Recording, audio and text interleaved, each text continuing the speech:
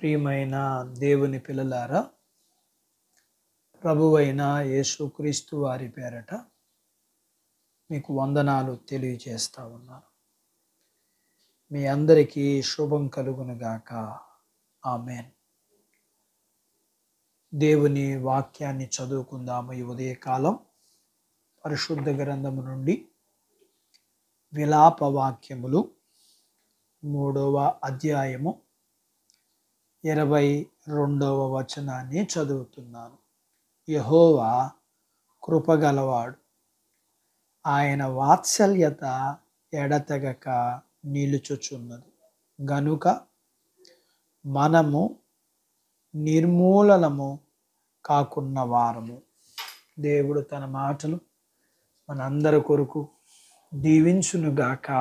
ఆమేన్. ప్రియమైన దేవుని పిల్లలారా, దేవుడు ప్రేమ గలవాడు. ఆయన ప్రేమ ఎప్పుడూ నిలిచి ఉంటుంది. అది మారనిది, మరవనిది కూడా. అందుకని మనము ఆయన చేత రక్షింపబడుచున్నాము. ఇది మానవులమైన మనకు అర్థం కాని విషయంగానే ఉండిపోతుంది. ఎవరికైనా అనగా స్త్రీ పురుషులకు తమ తండ్రి యొక్క ప్రేమ, తమ పట్ల చేసిన మేలు ఎవరికి అర్థమవుతుంది? వారి ప్రేమ అర్థమైతే అది మనమైనా మన ముందున్న తరమైన వారైనా దేవుని ప్రేమ కూడా అర్థమవుతుంది. అర్థం చేసుకునే వారికి, చూడగల కన్ను గల వారికి కష్టం యొక్క విలువ అర్థమవుతుంది. అందుకనే లేఖనములో కీర్తన గ్రంథము 103వ కీర్తనలో 1 నుంచి 5 వచనాల్లో ఆ లేఖన భాగములో దావీదు భక్తుడు దేవుని ప్రేమను గురించి వ్రాస్తూ ఇలా అన్నాడు: దేవుడు నా దోషములన్నిటినీ క్షమించాడు. దేవుడు నా సంకటములన్నీ కుదిర్చేవాడు. దేవుడు సమాధిలో నుండి నా ప్రాణమును విమోచించుచున్నాడు. దేవుడు కరుణా కటాక్షములు అనగా దేవుని ప్రేమ నాకు కిరీటంగా నాకు దేవుడు ఇచ్చాడు. మేలులు చేత నన్ను తృప్తిపరుస్తున్నాడు. దావీదు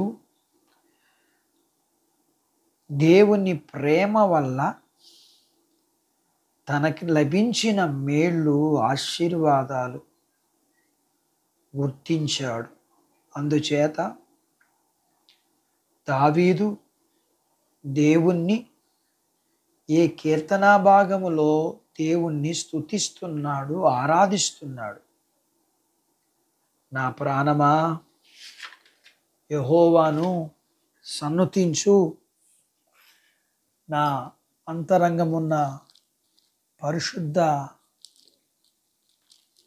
నామమును సన్నుతించు. నా ప్రాణమా యెహోవాను సన్నుతించుము. ఆయన చేసిన ఉపకారములలో దేనిని మరువకము అని తాను దేవుణ్ణి స్తుతిస్తున్నట్లుగా మనం చూస్తూ ఉన్నాం.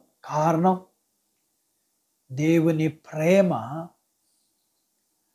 తనకి చేసిన మేలులు తనకు అర్థమైంది కాబట్టి దేవుని ప్రేమను అర్థం చేసుకుని దేవుణ్ణి స్తుతిస్తూ ఉన్నాడు. అట్టి భాగ్యత దేవుడు మనందరికీ దయచేయునుగాక. ఆమేన్. దేవుడు తన మాటలు మన కొరకు దీవించునుగాక. ఆమేన్.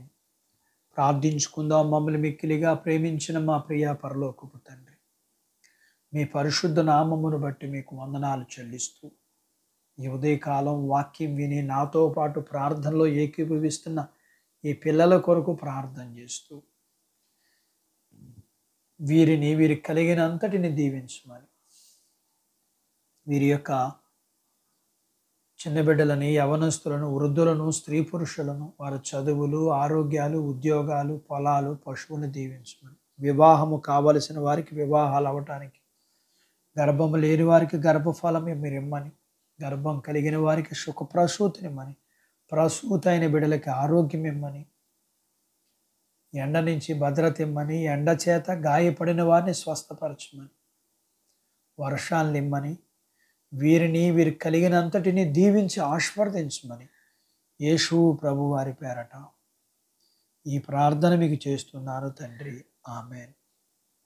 దేవుడు మిమ్మల్ని దీవించునుగాక. ఆమెన్.